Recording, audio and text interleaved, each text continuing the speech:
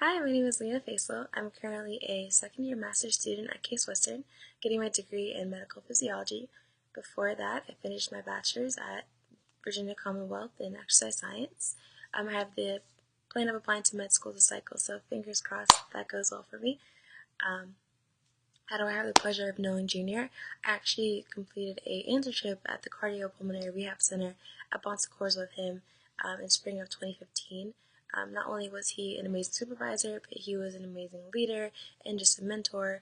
And I know that I've been able to gain advice from him throughout these past years, as well have some of my other peers. He's just amazing. He never made us feel like we were inadequate. I went in there basically possessing no skills. I didn't even know how to take a temperature. I walked out of there being able to create exercise prescription plans, being able to manually take vital signs. I didn't have to use a machine for everything. But I think the biggest thing besides those skills that I gained was confidence.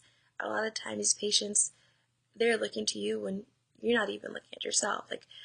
So having that confidence there allows you to gain that patient's confidence. If I'm walking around and I don't know what I'm doing, or I'm portraying that I don't know what I'm doing, that only creates worry and uncertainty in patients. And when you're already in a critical point in your life, trying to create new habits and basically trying to fix your heart, or whatever the situation may be, the last thing you want is a intern walking around who claims to help, but I'm looking all confused and stuff. And so I think a big thing that I gained from the experience was definitely confidence. I was able to lead patient educational classes. Before, I had a hard time even giving presentations to my peers. I would just get so nervous. And so having that confidence there, I think, trumps everything.